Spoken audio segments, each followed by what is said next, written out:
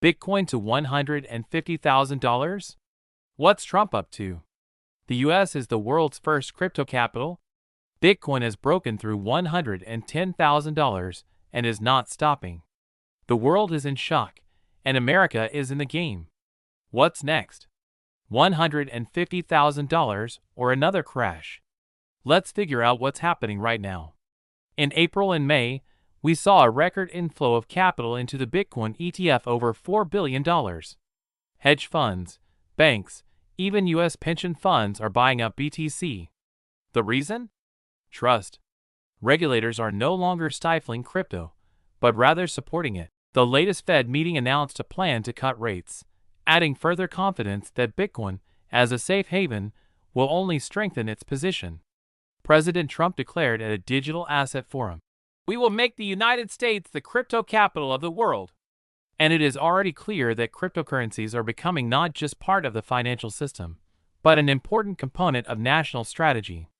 While the Fed promises to lower rates and prints more dollars, Bitcoin is becoming a safe haven. Investors are fleeing cash into scarce assets, and BTC is at the forefront of this movement. Technically, it is a perfect storm. Post-halving emission reduction plus demand equals new highs. The importance of government and regulatory support. Why is this so important? Cryptocurrencies have been under pressure from regulators for years, but the situation has changed. Now we are seeing a more constructive approach from the US and other governments, which is helping to increase investor confidence.